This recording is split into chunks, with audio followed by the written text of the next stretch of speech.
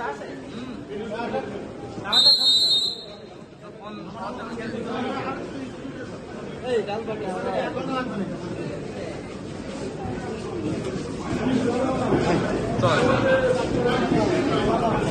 9/4/2026 এই মামলায় আজকে যে আসামিদেরকে ধরা হয়েছে তাদের সন্দিগ্ধভাবে আসামিদের অজ্ঞাতনামা হিসেবে তাদেরকে গ্রেপ্তার করা হয়েছে।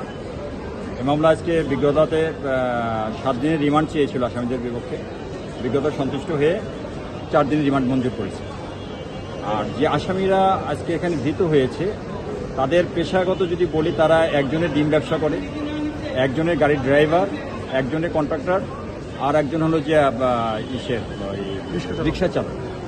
এই 4 জন আসামি তার পেশার কথা বললাম। মূলত এই মামলাটা যে ঘটনা, যে স্থান নিয়ে কথা, এখানে আসলে আমাদের প্রতিটা মানুষের এখানে একটা হৃদয়ের কাজ করে। সিকেডি হাসপাতাল, যেটা একটা চ্যারিটেবল হাসপাতাল, এটার এরকম অনাকাঙ্ক্ষিত ঘটনা বা এরকম ঘটনা সবাই আমরা এটার জন্য দুঃখ প্রকাশ করি। কিন্তু মূল কথা হচ্ছে প্রকৃত অপরাধীদেরকে আড়াল করার জন্য আজকে এই খেটে খাওয়া মানুষদেরকে এই মামলা আসামি করা হয়েছে। খেটে খাওয়া মানুষদের আসামি হয়েছে এবং বিজ্ঞ আদালত 4 দিন রিমান্ড নিয়েছে। আমি বিজ্ঞ আদালতে রিমান্ড বাতিল করে একটা পিটিশন দিয়েছিলাম, বিজ্ঞ সন্তুষ্ট 4 দিন রিমান্ড নিয়েছে।